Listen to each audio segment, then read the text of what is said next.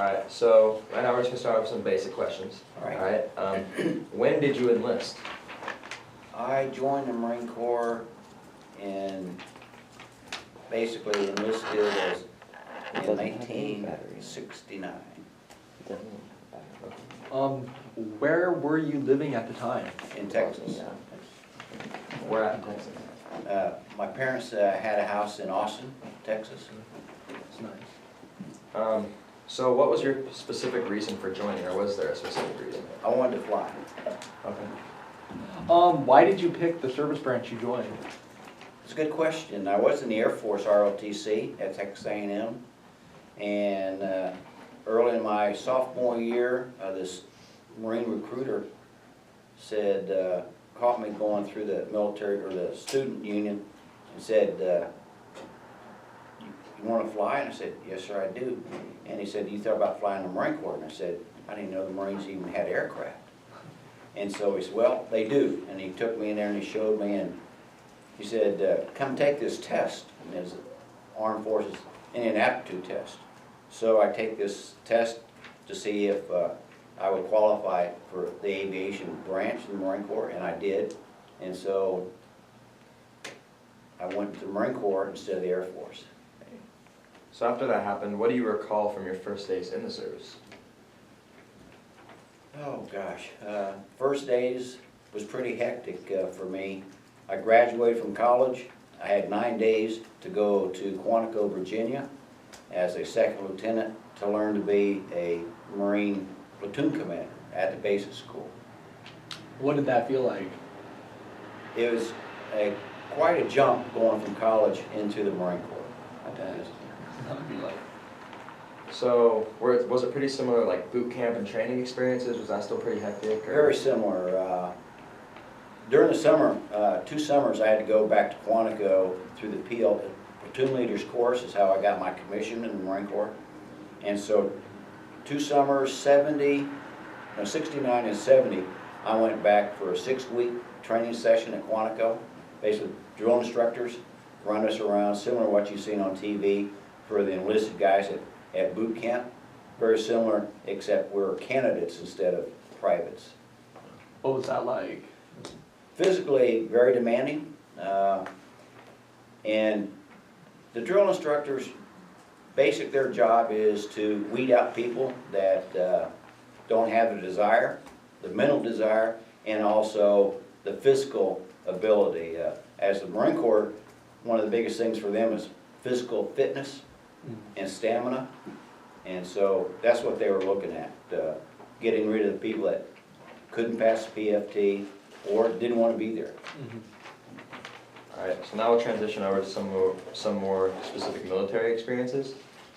Where exactly did you go? Well, started off at Quantico, Virginia, and I was there at the basic school for about 9 months, and again, that's where they train, all Marines are trained to be a platoon commander first, rifleman. And from there, since I wanted to fly, I went to Pensacola, Florida, to flight school, and got my wings in May of 1973, and then went from there to Camp Pendleton, Southern California, just north of San Diego. Do you remember like the exact dates, like when you arrived there, and what was it like? Well, no, yeah, just like, yeah. I was glad to get out of Quantico, Virginia, I'll say that. And it's probably about March when we finished. So we went from summer through the winter, and now it's basically starting to be spring, so I was glad to leave Quantico because I wanted to fly. So to go to Pensacola was my goal, and so it was great to get down there. Nice warm sunny weather, beautiful white beaches. So once you were there, what was your job or assignment there? Student. When I was in flight school, you don't have a job except to learn to fly. Did you see combat? No, I did not see any combat flying-wise. We did the evacuations of Saigon, but they did not shoot at us. So I'm guessing there weren't very many casualties in your unit or anything like that? Fortunately, no. Tell me about a couple of your most memorable experiences. getting my wings, graduating from flight school is definitely one of them. Then I guess another one, being squadron commander in Okinawa was another highlight of my career. Flying President Reagan was also another highlight of my career. Were you awarded any medals or citations? Yes. How did you get them? Well, let's see, citations for doing a good job, mostly, is how you get a citation. And same way for the medal that I got for Desert Storm, Desert Shield, was basically for the job that I had, and the generals that I worked for thought that I excelled and did a really good job, so they gave me a nice commendation. Did you ever sustain any injuries? No. How did you stay in touch? Oh, well, yeah, now we're going to life during the war. This is a completely different second. How did you stay in touch with your family? Mostly by letters. That was Um, before, obviously, the high-speed internet and all that other stuff. Didn't have a So phone. it's still the old, write a letter. Yeah. so when you were there, what was the food like? Food wasn't bad. We had MREs. I don't know if everybody's had a chance to eat some of those lovely things. And, yeah, you know, MREs aren't bad, so. Did you have plenty of, wait, yeah. Did you have plenty of supplies? Yes.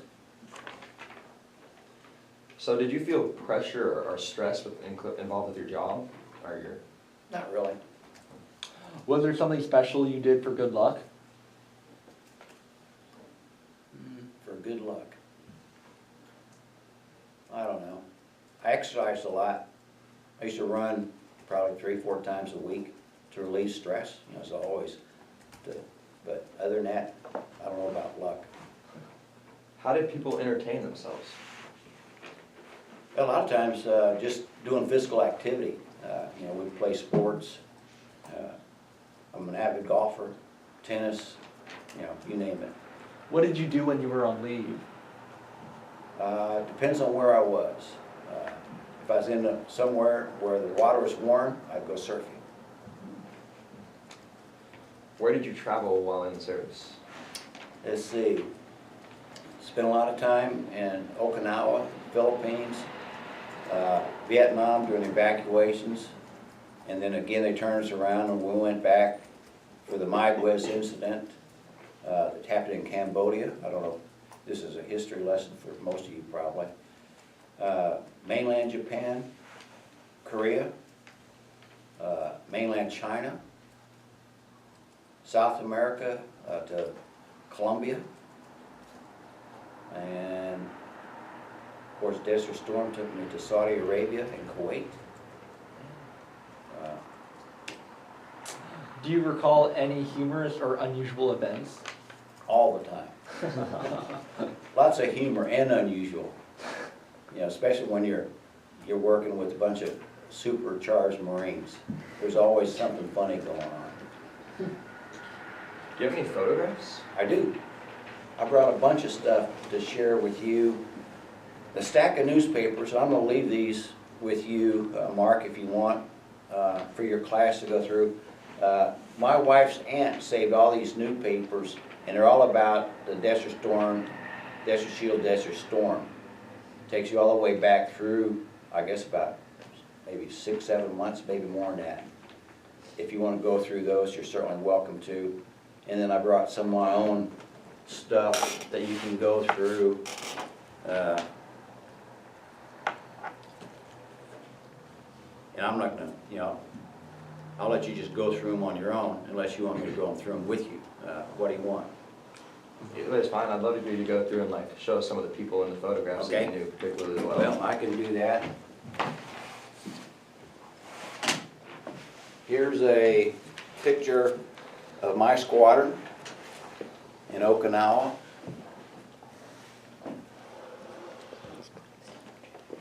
What did you think of your fellow soldiers and officers? What did you think of them? Like, They were the best ever. I'll give you an example. I would have to tell them to quit working. You know, because maintenance, working on aircraft can be tedious, and obviously an aircraft, if the maintenance is not performed correctly, you have a potential to have an accident. And so there's a very high quality assurance that's done in a squadron. Let's say you're a mechanic and you work on a job and you finish that job. He works in quality assurance. He checks your work, makes sure that everything's done correctly. And then this quality assurance signs off on that maintenance discrepancy is what we call them. We write them up.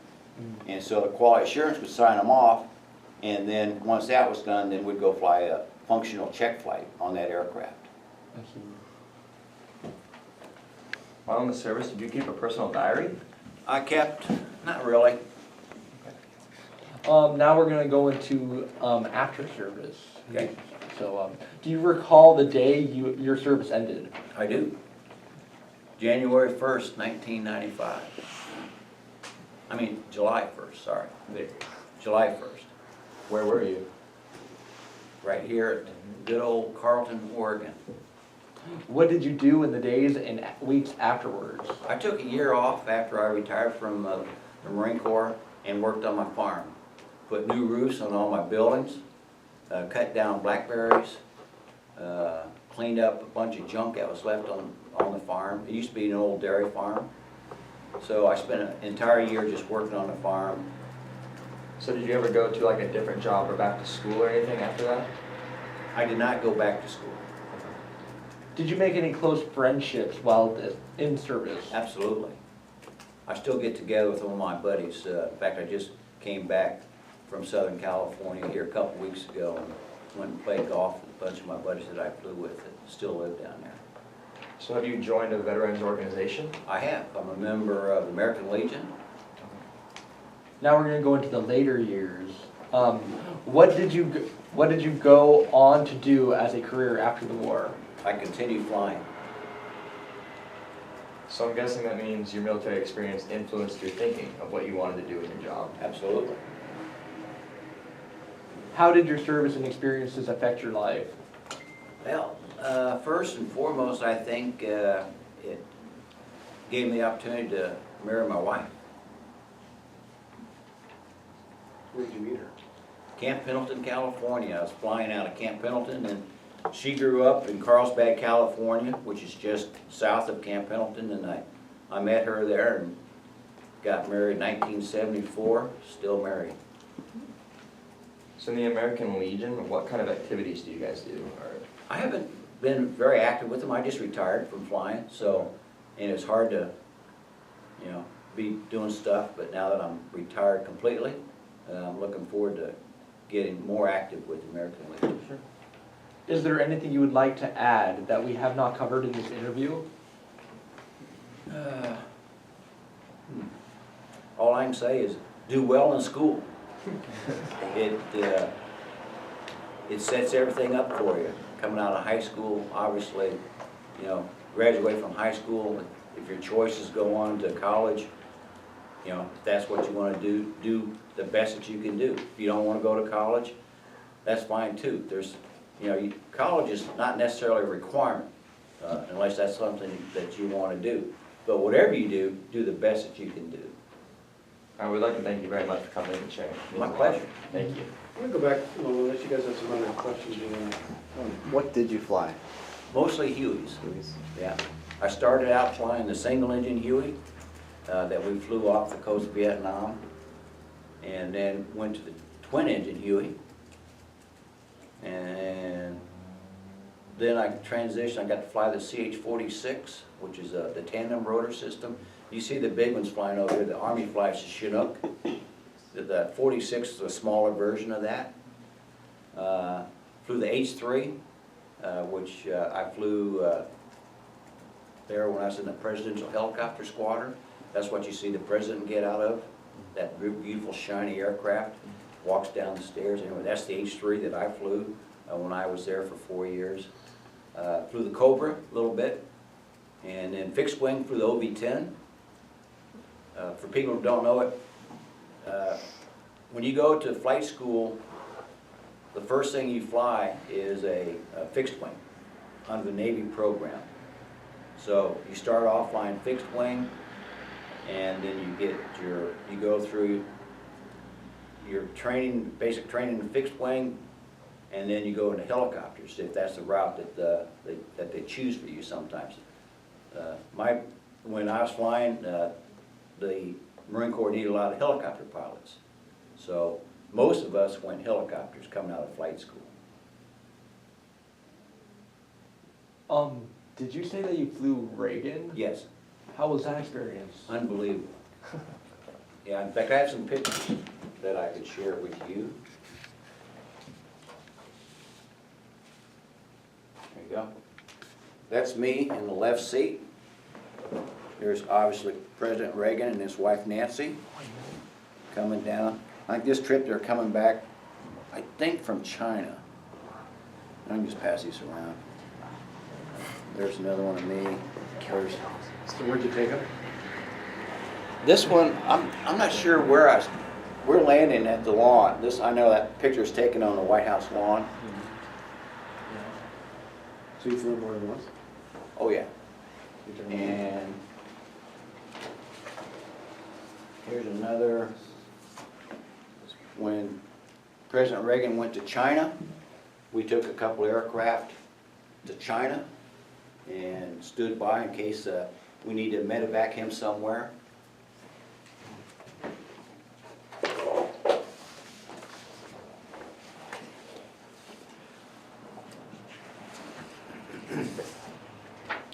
Here's a picture of HML 267, and I'm here on the far left, but you can look at that.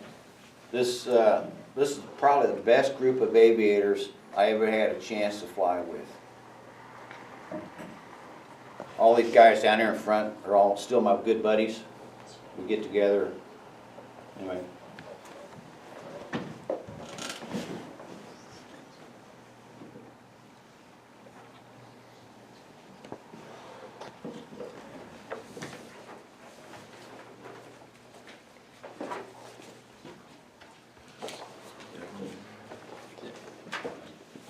This was the map when President Reagan went down to South America. And I went to Bogota, and we flew him in Bogota, Colombia. There was a bunch of my other buddies went down to Brasilia and Sao Paulo, but I was stuck in Bogota on this one. So how did you get on that flight crew? Excuse me? How'd you get on that flight crew for the president? Luck, for the most part, I think. Getting to go to HMX, the President's Helicopter Squadron, first, one of the requirements is you have to have a minimum of 2,000 hours of flight time. So I had achieved that probably in about 1978 time period, and had a couple of friends that preceded me to HMX, and they put my name in, and so I got a call from the monitor. I was over in Okinawa again and got a call from my monitor, asked me if I was interested in going to HMX, and I said yes, I was. So I got orders to HMX, and Bunch of security check kind of stuff? oh yeah, I got a top secret special background clearance to fly the President. Did you feel any extra stress or nervousness or pressure on those kind of flights as opposed to others? Of course. You know, when you're flying the President or the Vice President or, you know, any high-level dignitary, there's always, there's always pressure. But, you know, we train and we train and we train. We rehearse. If we have a flight that we have not done before, we go and rehearse that flight to make sure we know exactly where the landing zone is, how long it's going to take us, because when you're flying a dignitary, they're on a tight, very tight time schedule.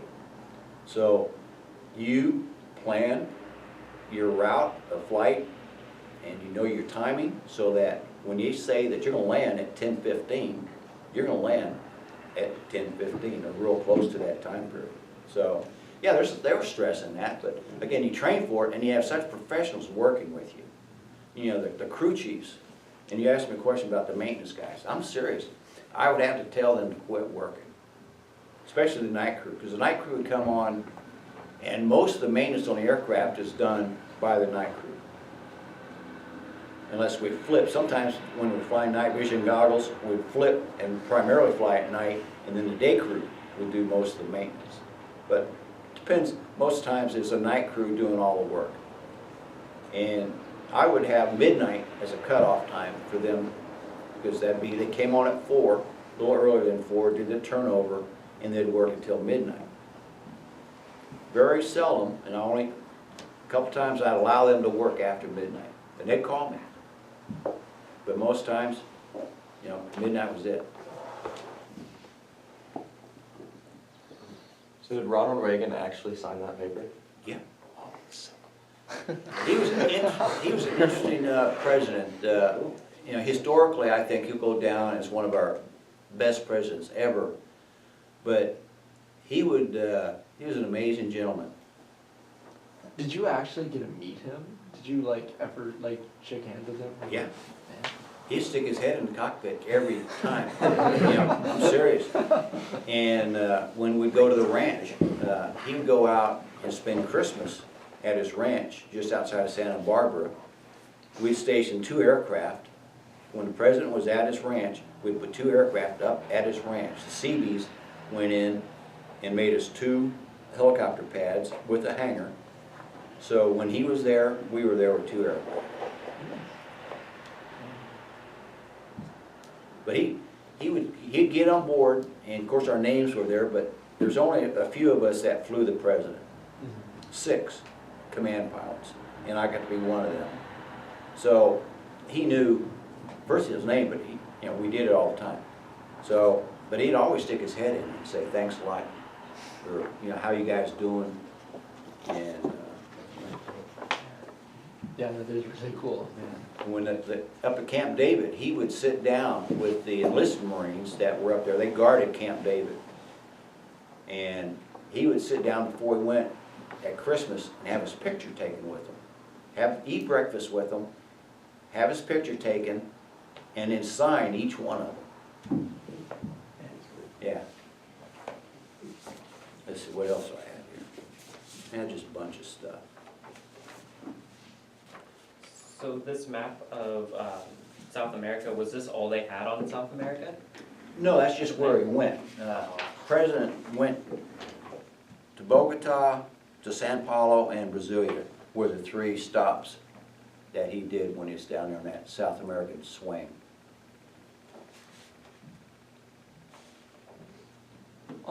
By any chance, do you have any of your awards that you brought? Like any of your certificates and stuff?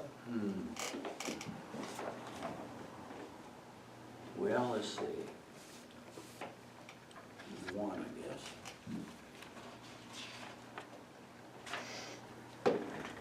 To serve for the president, and you'll see him on TV, you'll see the blue badge.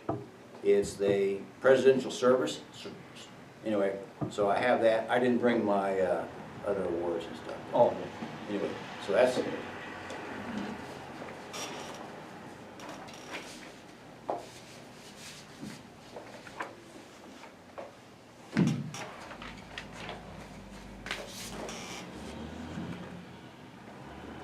So when you got out of the military, did you go That in goes along. a pilot-related, when you got out of the military, did you go into a pilot-related career? Yes. What planes did you fly after that? Mostly, well, I started flying the Sky Crane, fighting fires. It's big. Army flew them in Vietnam, and similar to the 53 that the Marine Corps flies, and so I flew the 53 a little bit in the Marine Corps as well. So I've started flying the Sky Crane, and I did that for 4 years. Started flying again in 1999, and flew for Evergreen, you know, which is right down the road. First I flew for Precision Helicopters out here going toward Newburgh, I flew for them for a year, and I was their director of operations, flying their Jet Ranger, and then they had a Schweitzer. You've seen it probably. It's anyway, nice little helicopter. Lots of fun to fly. But then Evergreen asked me to come fly for them, so I flew for Evergreen until, well, then Ericsson bought Evergreen. You guys probably read the news, you know, Del Smith was the owner and got into financial issues, heavily leveraged because of the mistakes he made. So his empire imploded and ended up selling, you know, most of the stuff. Owed a lot of money to people. They're still trying to collect on that. But then Ericsson aircraft helicopters bought Evergreen. So my last couple of years, I flew for Ericsson, Oh, I see.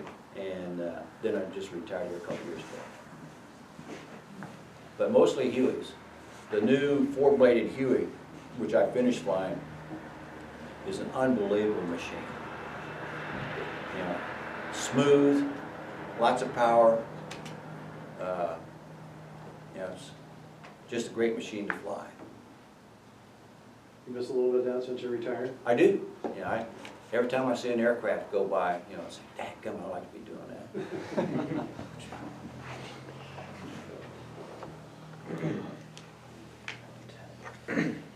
How did you end up in Oregon then? Good question. When I met my wife, and before we had our kids, we would come up the coast for our vacation. And sometimes we'd go all the way up into Canada, and I had a good buddy who got out of the Marine Corps and moved to Helena, Montana. So we'd go up the coast and then swing back. But we thought Oregon was a great state. So about 1988, I guess, when I was over there as a CO, I was going to retire in 91, was my intent to retire in 91 after 20 years for me. And so we started looking at, we came up and started looking at a farm. We came up and looked at a farm just outside of McMinnville, and guy asking too much money. But while we're here, we met a gentleman who worked for Willamette West, and told him what we're looking for as far as property. And so he sent us a bunch of perspectives with pictures, and so we flew back up here and ended up buying this old dairy farm just outside of Carlton.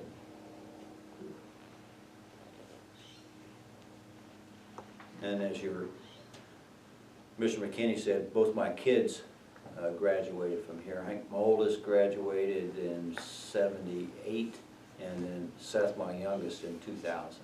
Did any of them enter the military? Or? Nope, neither one of them. So what were that? Let's go back to the evacuations. Talk a little about what that was like. It was then that was stressful. You know, probably that situation, because we were flying Hueys again, and Hueys was gunship as well as medevac and all the other missions that you could perform with that. But the Huey originally, one of the main missions was as a gunship. And then the Cobra came along and kind of took over the gunship role for the Marine Corps and the Army. But so we were out there and we were going guns on, guns off. Guns on, guns off. And we did that for about 3 or 4 days. And then they finally said, okay, if you put them on, you're provocative. Because our intelligence was saying they're not going to shoot at us. Okay? So you're putting a lot of faith in intelligence, you know, that they're not going to shoot at you. Because they were shooting. Fortunately, you know, we didn't have anybody injured. The Marines that we put in, the mission that we had for the Hueys to start was to put in the Marine Security Force around the soccer fields in Saigon now. And then, so we did that, and then once we put the Marine Security Forces in, then we got into the logistics of moving people. Of course, the Huey, we could only move like 5, 6 people compared to the 46 and the 53s. that could take 20 or a lot more than that, 53. Actually, at one load, I think they had 50-something people in the 53. But, so, we're a small player as far as moving people. But our primary mission was to put the security forces in and then support them. And so that's what we did. As you know, the treatment of the Vietnam veteran by America wasn't so great. Did you ever experience any of that? I really didn't. Of course, I was still on active duty. I saw it on TV, just like everybody else did. So, the only thing I can say, when we came back from Desert Storm, complete opposite. You can look at the TV and how all the veterans were so well received. In fact, a friend of mine, I was still in Saudi Arabia, and I had a high-speed, low-drag phone that I could talk around the world on. And so he said, you wouldn't believe this. They had landed at March Air Force Base in Southern California, and they were driving up, going back to 29 Palms, and you go through a little town in Yucca Valley, and he said, you won't believe this. Anyway, they're yelling, handing them beer, pizzas. That's the kind of warmth and welcome that they got coming back. Instead of being spit on and stuff thrown at you.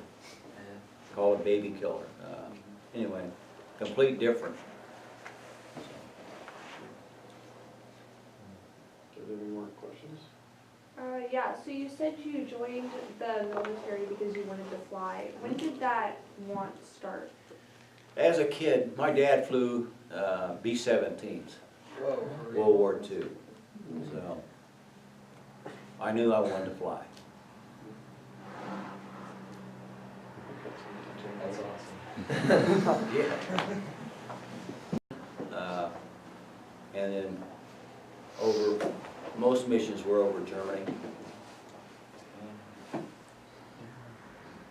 And then my father-in-law was Marine Corps World War II pilot. So, of course I didn't meet him until I married my wife, but neat gentlemen, both my dad and my father-in-law. I had the pleasure of having him come back to Okinawa. He was a squadron commander in 1944 in Okinawa. And he had not been back since he left Awasi Meadows, was the airfield that they flew out of there in Okinawa. And so I was over there doing a 13-month tour. And so I said, shoot, I have my father-in-law come back over. And so he and his wife came over. And so he got to see it, let's see, 40-something years later, I guess. It's obviously very different. Oh, but no, it wasn't. The Awasi Meadows, the airfield, the Seabees went in and just scraped this coral and rolled it and made an airfield out of it. And at that time, in '74, there was still very little growth on Okinawa. There is now. It's unbelievable what's happened since then. But at that time, you could look down and still see the old airfield. So, pretty amazing. You talk about the Okinawan citizens of doing all they can to avoid being captured, all the suicides, that kind of stuff? No. Let me say that question again. Well, because Okinawa, a lot of the citizens, they jumped off cliffs, that kind of thing. Yeah, there were a few. They call them suicide cliffs that they jumped off, and that was, unfortunate propaganda put on by the Japanese military that, the Americans going to come in and rape them and mistreat them, which is bogus, totally bogus. They did have that, but there's just not a growth. Okinawa used to be a U.S. protectorate until 1976, and it reverted back to Japan, similar to Guam. I don't know, Guam, American Samoa are U.S. protectorates, similar like the Panama Canal used to be, okay, historically. So Okinawa was US protected until '76, and it reverted back to mainland Japan. But the mainland Japan, and there's issues between the between the real Okinawans and mainland Japan. They treat them almost like second-class citizens, so to speak. But it's a beautiful island. Okinawa is a beautiful island. I guess of all the places you traveled, there's the one that sticks out that you kind of like the best, one of your favorites? Or? Gosh. I'd have to say the Philippines. Great weather, unbelievable. The beauty of the Philippine Islands is just incredible. And it's some of the best flying that we could get, that we have offered to us. Okinawa, you know, is a very small island, very restricted on what we could do. The Philippines had some great ranges that we could go and use to shoot ordnance and things of that nature. And just, you know, it's the beauty of the Philippines is, you know, very tropical. It's just one of my favorite places. So what'd you do in the Philippines? Flew. We'd go down there to train. When I had the squadron in '88, I had a bunch of new lieutenants that needed training. So I talked to Group CO into letting us go down because I could not do the training on Okinawa. Required shooting rockets and other aviation ordnance, and you just couldn't do that in Okinawa because it's so restrictive. We didn't have the range that we'd go out and shoot on. So I took the aircraft down. We went down to the Philippines for 6 weeks and flew down there. And we'd fly as an instructor, which I was an instructor. We'd probably fly 2 to 3 flights a day, to include going out at night when we got the moon phase coming through. And I was training these guys on night vision goggles. So we go day and then into the night phase. I don't think we've asked you this yet, but like, what are your feelings when you fly? Like, how does it feel? Like, Depends. Obviously, very comfortable flying. You know, when the weather's like this, this is what we call visual flight rules. There's no restriction of visibility. Basically, it's you know, weather is always an issue in aviation, particularly cold, freezing weather. Freezing rain is the worst condition for aviation, whether it's a helicopter or an airplane. You know, when you get ice developing on your airfoils, whether it be a wing or a rotor, that's not a good thing. It's heavy, first of all. Ice is extremely heavy. So what do you do in that scenario when ice, like, you don't go into it. Yeah. In fact, in our NATOPS, anyway, our manual, Navy, says do not, you know, prohibited. In fact, the word that they use is prohibited. Yeah. So you do not fly in ice conditions. Some of them now, the new ones, have, now the fixed wing all have it now, where first you'll see on TV, they'll de-ice an airplane, okay, before it takes off, okay?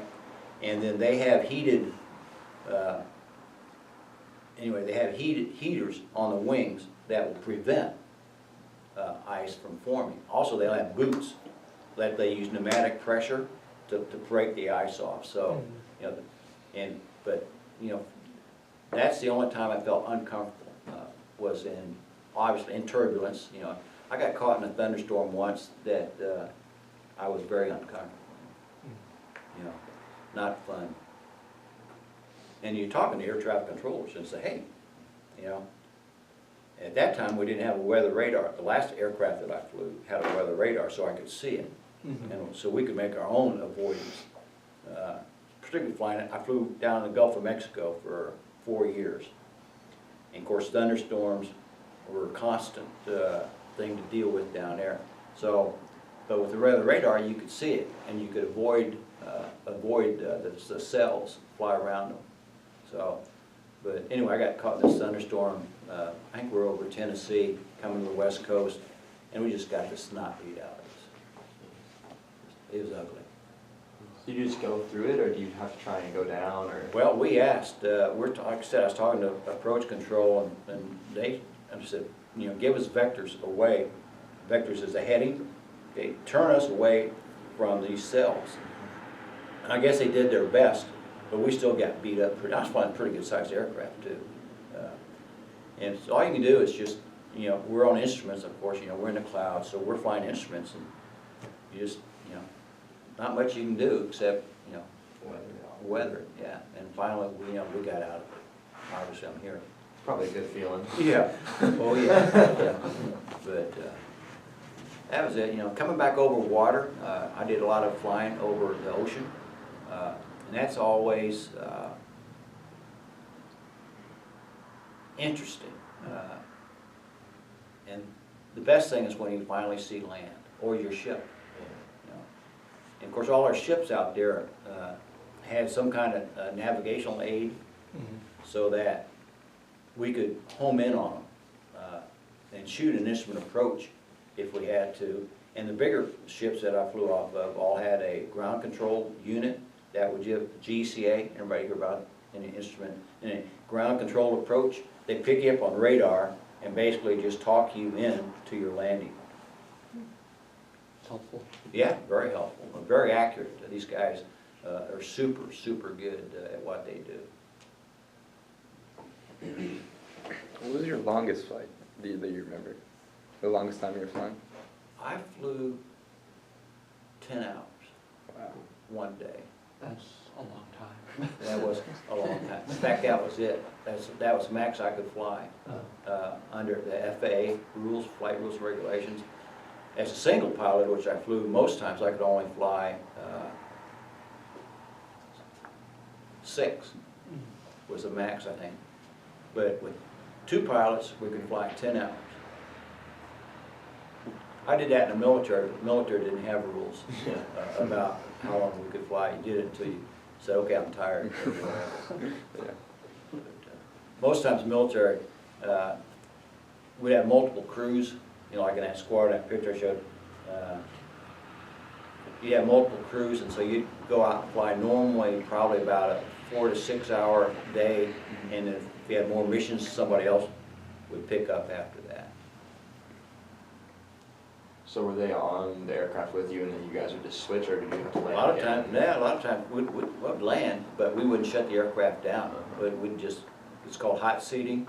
We'd get in, land, get out, they'd get in, gone. Especially aboard ship. You know, shutting down, particularly the old Huey, the tandem rotor system had a tendency to, when you got below a low rotor RPM, the blades would flap. It's called flapping, like a seesaw. And in the wind would exacerbate that. And so it dipped down below 5 feet. So it's very dangerous. Could be. And we had a rotor brake, which it's the only way we were able to go and fly aboard ship, is you had to have a rotor brake to stop that.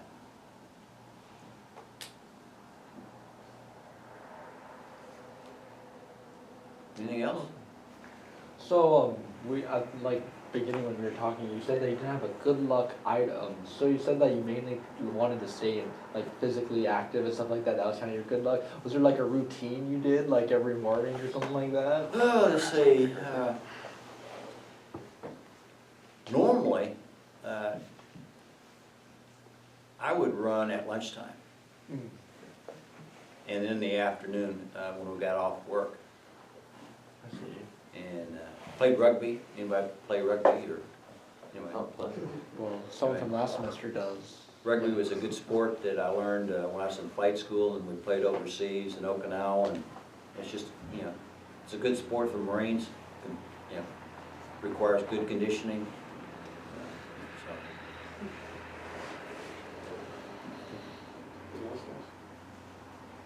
I think that's about it. That wraps it up. Thank you. All right. Kids